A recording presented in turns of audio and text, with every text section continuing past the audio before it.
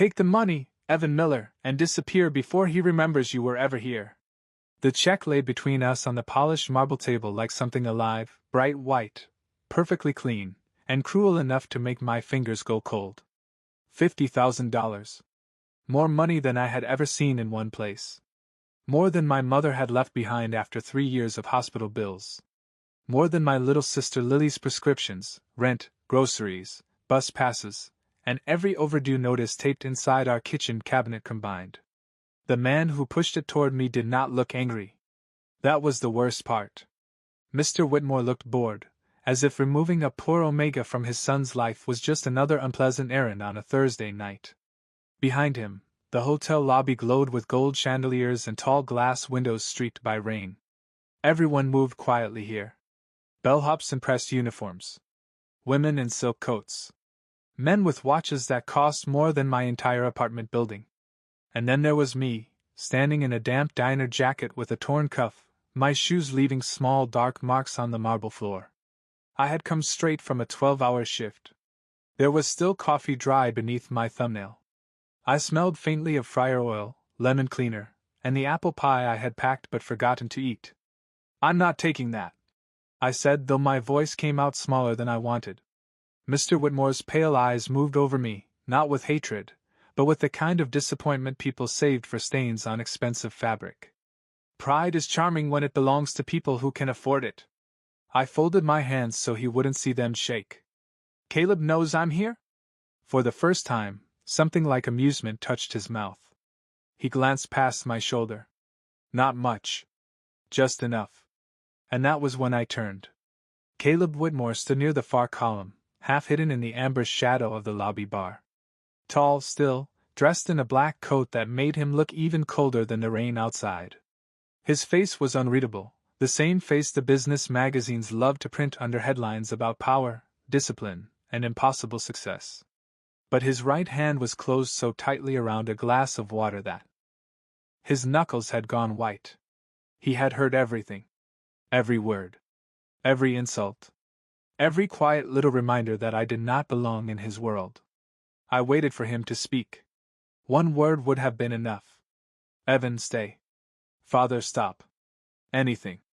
The silence stretched until it became a room of its own, wide and airless, and I understood too late that sometimes a person could hurt you without ever raising his voice. I looked back at the check, then at the man who had written it, and pushed it gently across the table. "Tell your son I hope he sleeps better," I said. Mr. Whitmore's expression finally changed, but I didn't stay to see what it became. I walked out through the revolving doors into the cold rain, Caleb's coat still wrapped around my shoulders from the night he had found me shivering at the bus stop. It was too warm. That was the cruelest thing. It still carried the clean, quiet scent of cedar, winter air, and the first place I had almost mistaken for home. 3 months before I walked out of that hotel with Caleb Whitmore's coat on my shoulders and rain in my shoes, he was just the man who came into Rosie's diner at 2:13 every morning and ordered food he never touched. I noticed the time because I noticed small things for a living. When you worked the graveyard shift in a 24-hour diner off Interstate 95, small things kept you awake. The crack in booth 6 that caught people's sleeves. The old coffee machine that hissed before it spat. The trucker who always asked for extra napkins but never used them. And the alpha in the expensive black coat who sat in the last booth by the window, ordered tomato soup and black tea, then stared at both until they went cold.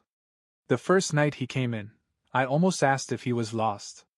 Men like him did not belong under flickering fluorescent lights beside laminated menus sticky with syrup. He looked like glass towers, private elevators, and quiet rooms where nobody had to check the price before saying yes. I looked like what I was, 22 years old, tired down to the bone, wearing a faded blue uniform with Evan stitched crookedly above my chest because Rosie bought second-hand shirts in bulk and never checked the names. Still, he looked more out of place than I did. Not uncomfortable.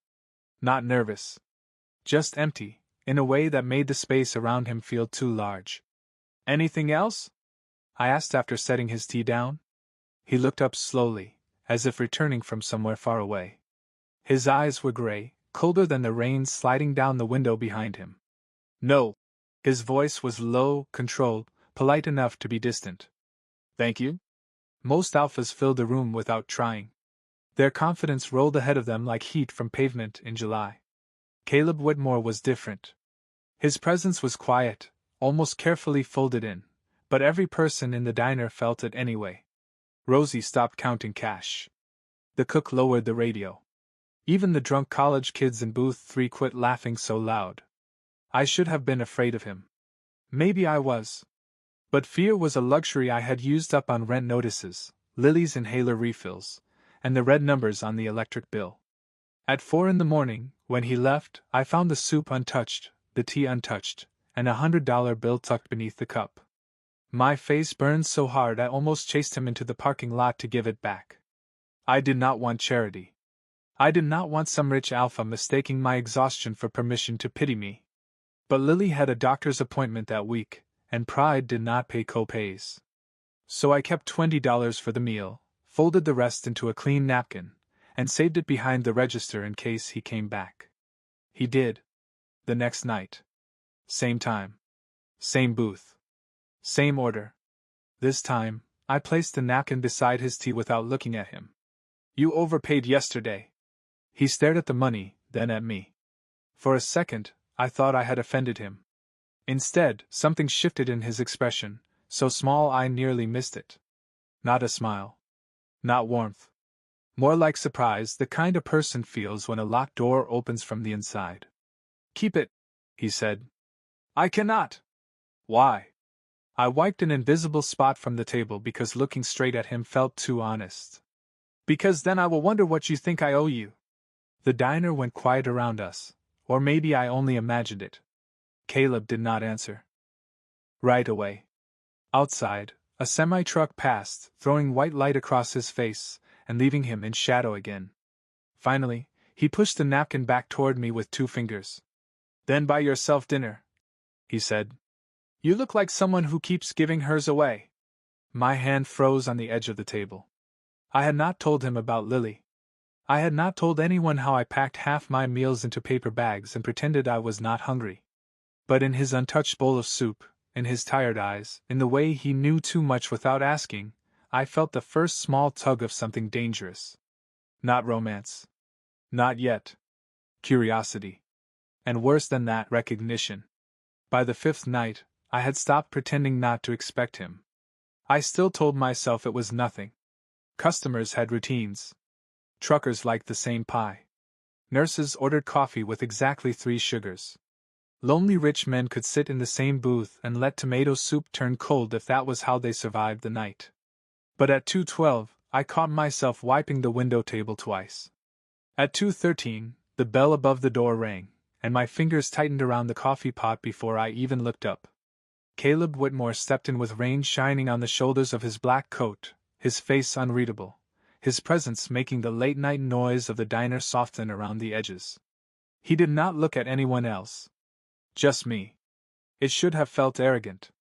Instead, it felt like being noticed by someone who had forgotten how to ask for help. You are late, I said before I could stop myself. His eyes moved to the clock above the pie case. 2:14. 1 minute. That is how lateness works. For a moment, his mouth changed. Not a smile exactly, but close enough that I turned toward the counter before he could see my surprise. I brought him the usual without asking. Tea. Soup. A glass of ice water he never drank. When I set them down, his gaze flicked to the bandage on my thumb. I had cut it opening a box of frozen fries an hour earlier. It was tiny, barely anything, but Caleb stared as if the whole room had narrowed to that little strip of white gauze. Who did that? He asked. The temperature in his voice dropped so fast I nearly laughed from nerves. A very dangerous cardboard box. He looked back at me, and the severity in his expression loosened, thread by thread. You should be more careful. I work in a diner at 3 in the morning. Careful left around midnight. This time, he did smile, faint and brief, like a porch light seen from the highway. Then the kitchen doors swung open behind me, and Rosie called for me to grab mop water because the hallway sink had backed up again. I apologized and hurried away, grateful for the excuse to breathe. The storage hallway at Rosie's was narrow enough that two people could not pass without turning sideways. It smelled like dish soap, old onions, and the cardboard boxes stacked to the ceiling. I was on my knees trying to twist the mop bucket wheel free when the lights flickered once, twice, then died. Darkness swallowed the hallway. I held still, listening to the rain hammer the back door and the low hum of the emergency sign above the exit. "Evan?" Caleb's voice came from the front of the diner, closer than it should have been. "I am fine," I called. "It is just the breaker." A second later, he appeared at the end of the hall, his phone flashlight cutting a clean white line through the dark. In the cramped space, he looked impossibly tall, too polished for peeling paint and wet floor signs. "You did not answer right away. You waited half a second." "Long enough." The words were quiet, but something in them made my chest ache. He stepped closer, then stopped when he realized there was hardly any room between us. For once, the great Caleb Whitmore looked uncertain. "May I?" he asked, nodding toward the mop bucket. No alpha had ever asked me that gently for anything. I shifted aside, and his sleeve brushed my shoulder as he crouched beside me. He smelled like cedar, cold rain, and something tired beneath both. Together, we pulled the wheel loose. It came free so suddenly that I slipped, and his hand caught my elbow, firm but careful, stopping the fall before it became embarrassing. Neither of us moved. His thumb rested over the faded cuff of my uniform. His face was close enough for me to see the shadows under his eyes. "You are shaking," he said. I wanted to blame the dark, the cold, the long shift. Instead, I whispered, "People like you usually do not come into hallways for people like me." His hand loosened at once, but he did not step back. "People like me are usually cowards," he said. The power came back with a hard buzz, flooding the hallway in yellow light. From the diner, someone complained about the coffee getting cold. Caleb stood first and offered me his hand. I should not have taken it. I did anyway. And when we walked back out, he became untouchable again, silent and composed as every head turned toward him. But his fingers, just before letting go of mine, pressed once against my palm, so lightly I almost wondered if I had imagined it. The next night, Caleb did not come at 2:13. I told myself I was relieved. I had a thumb wrapped in cheap gauze, 6 tables to clean, and a stack of unpaid bills folded inside my backpack like a second spine. I did not have room in my life to worry about a man who wore coats that probably had their own insurance policy. Still, by 2:30, I had reheated the tomato soup twice. By 2:45, I threw it out, annoyed at myself for caring. Rosie noticed, of course. Rosie noticed everything except expiration dates and broken ceiling tiles. "You waiting on your ghost, Prince?" she asked, leaning against the counter with a cigarette she never lit because the county inspector had scared her straight in 2017. I nearly dropped a spoon. "He is a customer." "Sure. And I am Dolly Parton. You do not have the hair for it." "That is hurtful, Evan." I laughed because it was easier than admitting my chest felt strangely hollow. But the laugh faded when the bell over the door rang and a man in a gray suit stepped inside instead. He was not Caleb. He was younger, sharp-faced, and smiling too much. He ordered coffee, asked for me by name, and kept looking around the diner as if checking whether the walls could hear him. "Mr. Whitmore wanted to make sure you got home safely after your shift," he said, sliding a small black business card across the counter. "A car is waiting outside." Heat rushed to my face, fast and humiliating. "Rosie's." Eyebrows climbed. The cook pretended not to listen and failed beautifully. I stared at the card. Whitmore Security. My name printed on a temporary pass below it. "I did not ask for that." "No, sir." "Then why is it here?" The man's smile tightened. "Mr. Whitmore is thorough." Thorough. That word landed wrong. It turned the hallway, the hand at my elbow, the quiet "may I," into something planned and polished. A rich alpha saw a tired omega in a diner and decided to arrange him like furniture. My embarrassment sharpened into anger. I pushed the card back. "Tell Mr. Whitmore I take the bus. It is raining. Buses work in rain.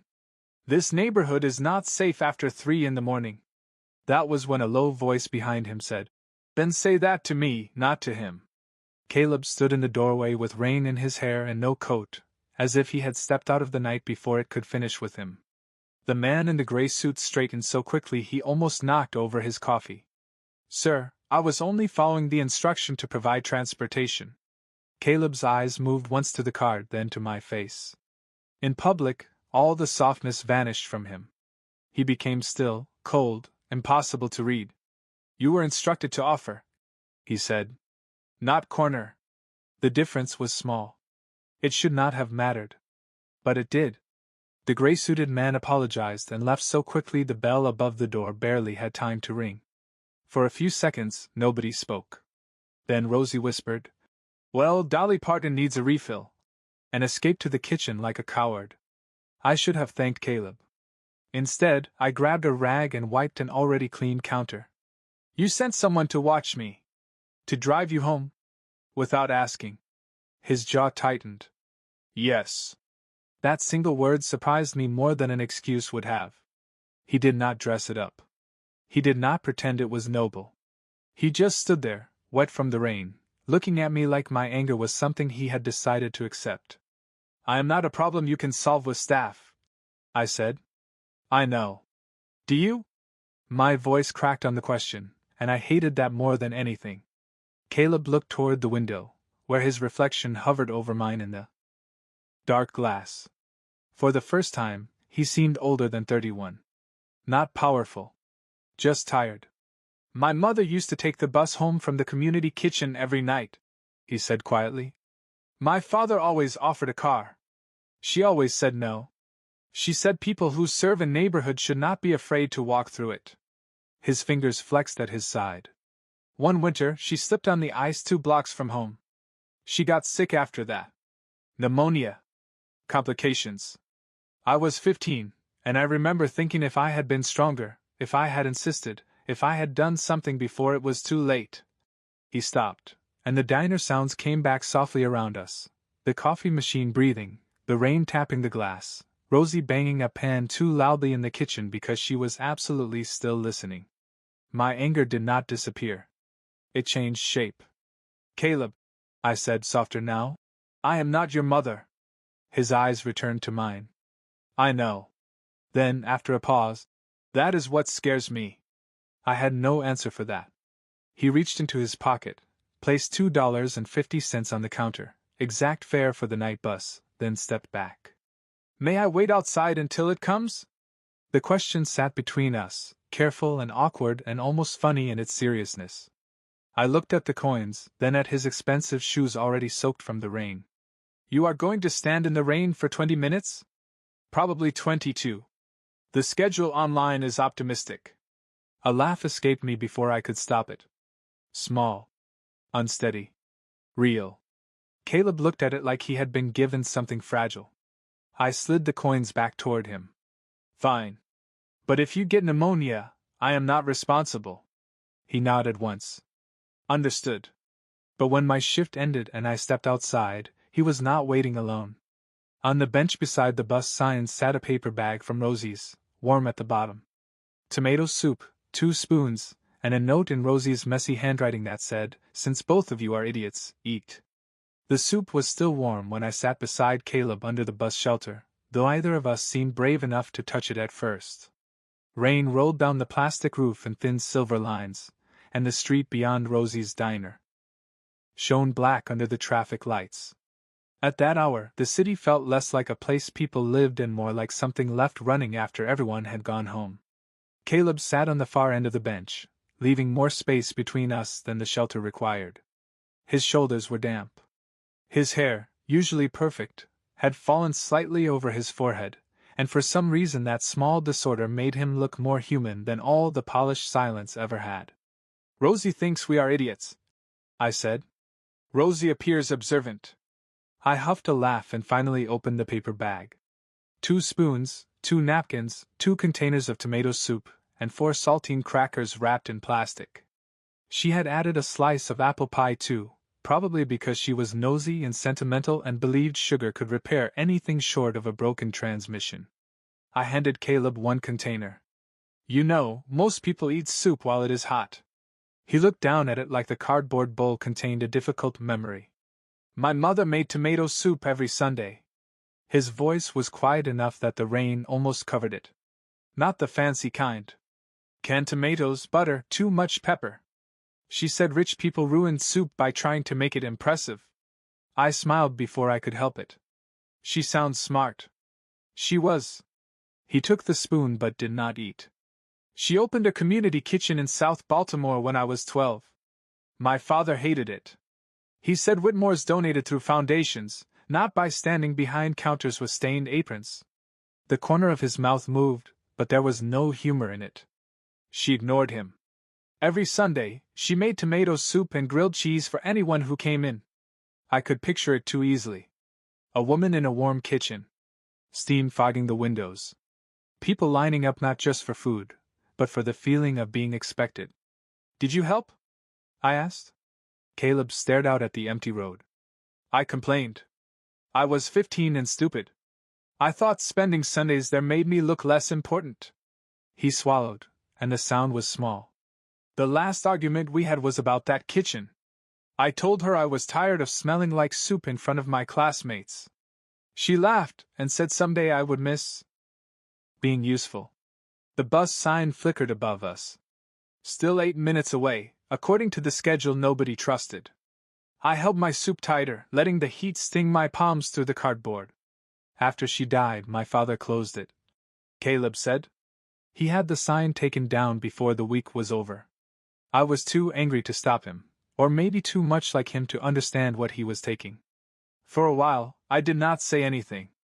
People always expected poor folks to have the sad stories, the ones wrapped in overdue bills and cheap medication and fridges that hummed louder when they were empty. But grief did not check bank accounts. Loneliness did not care whether your sheets were cotton or silk. My mom used to stretch a rotisserie chicken from the grocery store for 3 days. I said. First night was dinner. Second night was sandwiches. Third night was soup if we had carrots. She called it financial planning. Caleb looked at me then, really looked, and something in his face softened at the edges. Did it work? Not even a little. But Lily loved it. She thought we were having 3 different meals because Mom was magic. I smiled, but it wobbled. After Mom passed, I tried to make it the same way. Burned the onions, forgot the salt, cried into the pot like an idiot. Did Lily eat it? She asked for seconds. My throat tightened around the memory. That is when I knew I could not fall apart. Not where she could see. Caleb's hand shifted on the bench, not reaching for mine, just moving a little closer. Careful. Asking without asking? That is a heavy thing to know at 22. You knew it at 15. He lowered his eyes. The bus turned the corner at the end of the block, its headlights smearing through the rain. I should have stood. Instead, I opened the crackers and dropped 2 into his soup. Your mom was right, I said. Soup does not need to be impressive. Caleb stared at the softened crackers, then took one slow bite. The change in his face was tiny, but it landed harder than a confession. He looked almost startled by warmth. When the bus sighed to a stop in front of us, I rose with my backpack over one shoulder. Caleb stood too, but did not follow. Good night, Evan. I stepped onto the bus, paid my fare, and took the seat by the window. As it pulled away, I looked back. Caleb was still under the shelter, alone in the rain, holding the soup with both hands like it was the last warm thing left in the world. The next morning, Caleb Whitmore became a rumor before he became a person again. By noon, Rosie had heard from her cousin, who had heard from a woman at the dry cleaner, who had seen a business blog post with a blurry photo of Caleb standing outside our bus shelter in the rain. The headline was not kind. Billionaire Alpha spotted after midnight with unknown diner Omega. They did not use my name, but they did not need to. In the photo, my blue uniform was visible through the bus window. So was my face, turned toward him in a way that made strangers think they understood everything. By 3 in the afternoon, 2 customers had asked if I was the lucky one. By 6, someone had left a $20 bill on the table with a wink and said, "Guess you do not need tips anymore." I smiled because waiters learned to smile when swallowing glass would hurt less. Then I went into the walk-in freezer, stood between boxes of fries and burger patties, and let the cold air press against my burning cheeks. I was not ashamed of Caleb. That was the confusing part. I was ashamed of how quickly the world turned a warm bowl of soup into something dirty. When my phone buzzed, I expected Lily asking if I could bring home milk. Instead, it was a number I did not recognize. The message was short. Mr. Whitmore has requested privacy. Please do not contact him at this time. There was no name at the bottom. No explanation. Just a sentence that made me feel foolish for thinking the night before had meant anything at all. I read it 3 times, standing under the freezer light, while my breath turned white in front of me. Then I deleted it, because pride is easier to carry when nobody can see the bruise. Caleb did not come at 2:13. He did not come at 2:14. Rosie kept glancing at the door and pretending she was not. I refilled napkins, wiped counters, and told myself I was relieved. Maybe someone in his world had finally reminded him what people in mine cost. Maybe he had looked at the photo, seen my cheap uniform and tired face beside his name, and decided silence was cleaner. Around 3, a sleek black car stopped outside the diner. For one stupid second, my chest lifted. But the woman who stepped out was not Caleb. She was tall, elegant, wearing a cream coat that probably never knew rain unless someone else held an umbrella over it. Her hair was pinned perfectly, her smile soft enough to be dangerous. "Evan Miller?" she asked when she came inside. Rosie froze behind the register. I set down the coffee pot. "Yes. I am Margaret Whitmore. Caleb's aunt." Her eyes moved over my uniform, my bandaged thumb, the tired old sneakers I wore because non-slip shoes were expensive. Not cruelly. That almost made it worse. "May we speak?" I wanted to say no. I wanted to say Caleb could speak to me himself if he had something to say. But the diner had gone quiet again, and I was tired of being watched like a bad decision in motion. I followed her to the booth by the window. Caleb's booth. She sat where he usually sat. I stayed standing. Margaret noticed, then sighed. "He did not send that message." My fingers tightened around the order pad in my apron. "What message?" It was a bad lie. She knew it. His father did. The rain had stopped, but water still clung to the window in uneven lines. I stared at them instead of her face. "Why are you telling me?" "Because Caleb spent the morning in a board meeting while his father's public relations team tried to turn you into a scandal and erase you at the same time. He has not seen his phone since 10. A small, unwanted hope opened in me, and I hated it for being so easy. Margaret reached into her purse and placed something on the table. Not money. A folded paper menu from a community kitchen, old and yellowing at the edges. At the top, in faded blue ink, were the words Whitmore Sunday Kitchen. "His mother kept this in her recipe box," Margaret said. "Caleb reopened the foundation account last week. Quietly. Before the photo. Before the rumors. Before anyone could accuse him of doing it for publicity." My throat felt tight. "Why?" Margaret looked toward the empty seat across from her, as if she could still see the boy Caleb had been. "Because one night, a tired Omega under a bus shelter told him soup did not need to be impressive. I did not know what to do with that. Anger would have been simpler. Pain had become familiar enough to fold and put away. But this was different.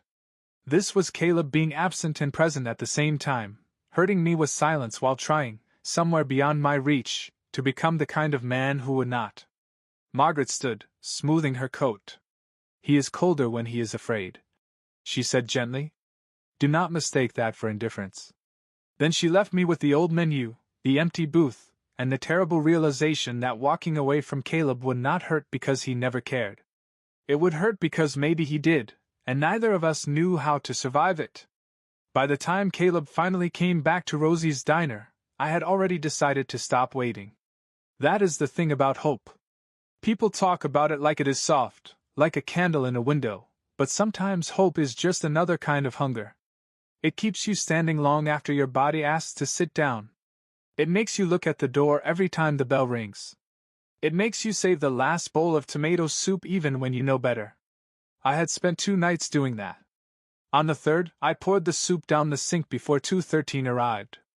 Rosie watched me from the register, her mouth pressed into a line. She did not make a joke. That was how I knew it was bad. The rain had come back, slow and steady, tapping against the windows like someone trying not to be let in.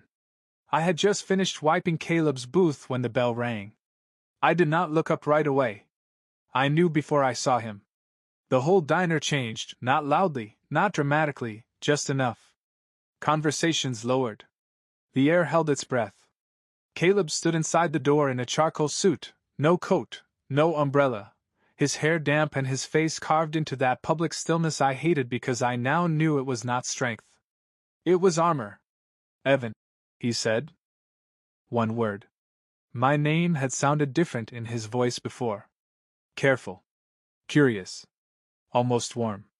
Now it sounded like something he had carried too far and did not know where to put down. I picked up the rag and folded it over my hand. "Your booth is clean." His eyes moved to the empty table, then back to me. "I am sorry." I laughed once, very quietly. It did not sound like me. "For the message? For disappearing? For letting strangers turn me into a punch line? You may need to be more specific." He flinched barely. Anyone else would have missed it. I wished I had. "All of it," he said. "I was trying to fix it before I came to you. That is the problem." My voice stayed calm, which somehow made it worse. "You keep trying to fix the world around me without standing beside me inside it." The cook stopped moving in the kitchen. Rosie stared down at the register, as if the buttons had suddenly become fascinating. Caleb took one step closer, then stopped himself. "My father threatened your job. Lily's medical records. Your apartment lease. I thought if I moved quietly, I could protect you without dragging you through my family's dirt. And while you were being quiet, I was standing here alone." The words did not rise. They fell. Heavy. Simple. True. His face changed then, not much, but enough to make the room feel smaller. "I know." I reached under the counter and pulled out the old paper menu Margaret had left me. The Whitmore Sunday Kitchen logo had softened from age, the blue ink worn at the fold. I set it on the counter between us. "Your aunt said you reopened it." Caleb looked at the menu like it was a photograph of a ghost. "I did. Why did you not tell me?" "Because I did not want you to think I was using my mother to make you forgive me." That answer hurt because it was exactly the kind of answer that belonged to him. Too careful. Too late. I slid the menu toward him. "I cannot be the reason you become a better man, Caleb." His gaze lifted to mine. "You are not the reason." For 1 second, the diner, the rain, the watchful silence around us all blurred at the edges. "You are the first person who made me want to stop being worse." My throat closed. I hated him for saying it so gently. I hated myself for wanting to keep it. Behind the counter, beside the sugar packets, lay the black coat he had forgotten on that first rainy night at the bus shelter. I had kept it folded in a paper bag under the register, telling myself I would return it the next time he came in. Then he had stopped coming, and the coat had become something else. A proof. A mistake. A warm place I had no right to name. I took it out now and placed it in his hands. His fingers closed around the fabric slowly, as if he already knew what it meant. "Evan," he said again, and this time my name cracked at the edges. I forced myself to meet his eyes. "You were the first warm place I ever found," I said. "I am sorry I mistook it for home." Caleb did not reach for me. He did not command, explain, or ask me to stay. He just stood there with his coat in his hands while I untied my apron, set it on the counter, and walked out into the rain before the last thing I remembered about him could become the sound of him finally breaking. For a long time after I left, Caleb did not move. Rosie told me that later, though I never asked her to. She said he stood in the middle of the diner with his coat in his hands while the rain blurred the windows and every customer suddenly found a reason to look away. The great Caleb Whitmore, the alpha who made boardrooms go silent, looked smaller under the fluorescent lights than he ever had beneath chandeliers. Maybe that was the first punishment. Not losing me. Understanding, too late, that I had never wanted him to save me from the world. I had only wanted him to stop letting me face it alone. He paid for the untouched soup, left a tip exactly equal to the meal, and walked out without calling his driver. His penthouse was waiting for him 30 stories above the city, all glass, marble, and perfect temperature control. No fryer oil. No cracked vinyl booths. No Rosie shouting at the coffee machine like it owed her child's support. Just silence so expensive it echoed. On the kitchen counter sat the tomato soup recipe he had printed from an old online archive, because he did not know how to make his mother's from memory. Beside it was a grocery bag he had never unpacked. Canned tomatoes. Butter. Pepper. Saltines. One sad onion rolling loose near the sink. He looked at it for nearly a minute before realizing why the sight hurt. He had bought those things because of me. Not for me. Because of me. There was a difference, and he was only now learning how many differences he had mistaken for love.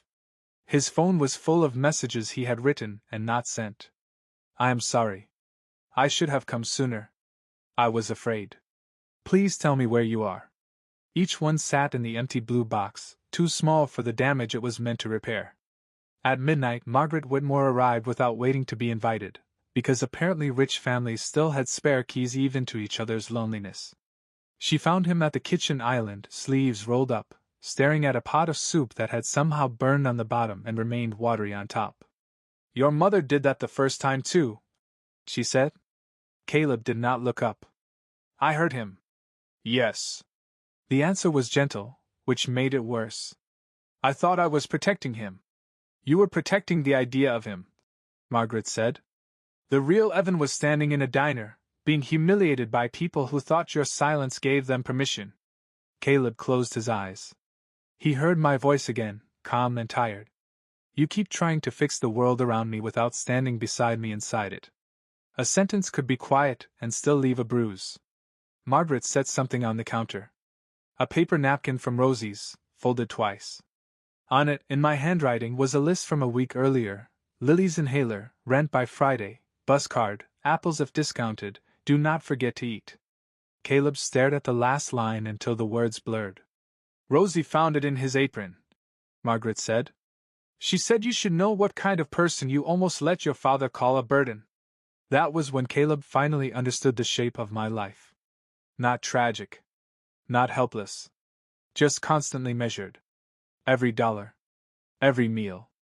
Every breath Lily took easily because I had made sure she could. And still, I had saved room in my tired life to notice that he never ate his soup. He turned off the stove, took the burnt pot to the sink, and washed it by hand.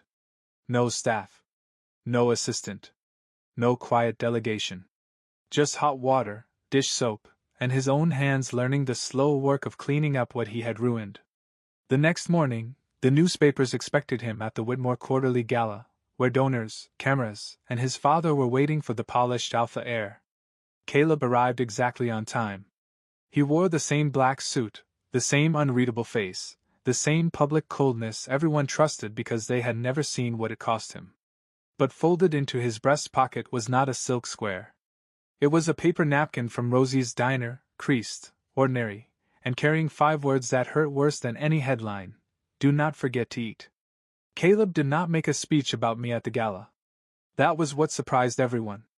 His father had expected defiance, cameras, maybe a dramatic rejection he could turn into another headline by morning. Instead, Caleb stood before a ballroom full of donors and reporters with Rosie's napkin folded in his pocket and spoke about his mother. He spoke about a kitchen in South Baltimore where people came in cold and left with soup, bread, and enough dignity to look someone in the eye. He spoke about how charity was too often used by powerful people to feel generous without ever becoming kind. Then he paused, and for the first time in his public life, Caleb Whitmore looked tired on purpose. I have spent years mistaking control for care, he said. I have called silence protection because it cost me less than courage.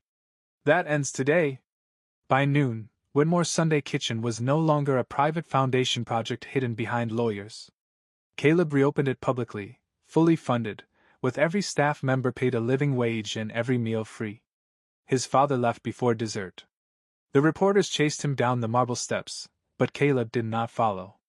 He was in the hotel kitchen, sleeves rolled up, burning grilled cheese sandwiches in a way that would have made his mother either proud or deeply concerned. I did not know any of that. Until 2 weeks later, when Lily came home from school waving her phone like she had discovered a national secret.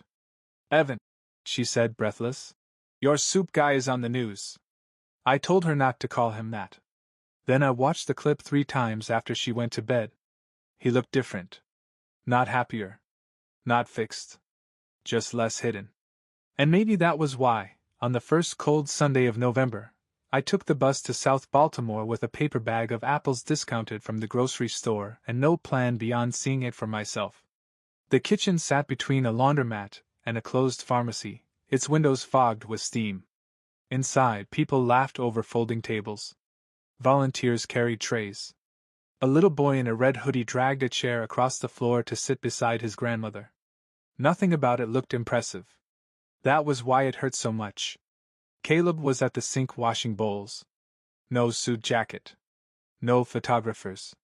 Just rolled sleeves, damp hair, and a smear of tomato soup on his wrist. He saw me through the serving window and went completely still. Not the cold stillness. The other kind. The kind that happened when a person was afraid to move because the moment might disappear. I almost left. My hand was already on the door. Then Lily, who had insisted on coming and pretended it was for community service hours, pushed past me with the apples. "We brought fruit," she announced. "Also, Evan made me promise not to be weird, but I am very bad at promises." Caleb looked at her, then at me, and something gentle broke across his face. "Thank you," he said. Not to impress. Not to soften me. Just because apples mattered. I did not forgive him that day. Healing does not work like a movie scene. There was no sudden embrace, no music swelling, no perfect sentence that erased every lonely night between us. I helped peel apples. Caleb burned only one more sandwich. Lily corrected his technique with the confidence of a 14-year-old who had watched half a cooking video online. When the crowd thinned and the sky outside turned lavender, Caleb walked me to the bus stop. He kept both hands in his coat pockets. "I will not ask you to come back," he said. "Good. I will ask if I may earn the right to know you again." The bus lights appeared at the far end of the block, small and golden through the cold. I looked at him, really looked, and saw no rescue plan waiting in his eyes. No panic. No possession. Just a man learning how to stand beside someone without reaching too soon. "Sunday," I said. "The kitchen needs apples." Caleb nodded once, but his breath left him like he had been holding it for years. Months passed that way. Apples, soup, short walks, hard conversations, silence that no longer punished. He met me where I was, and slowly, I stopped running from warmth just because it had once burned. By spring, there was a chair for me beside his at the kitchen after closing, and Caleb never ate alone unless I was late. Even then, he waited. Not because I needed saving. Because he had finally learned the quietest kind of forever, staying.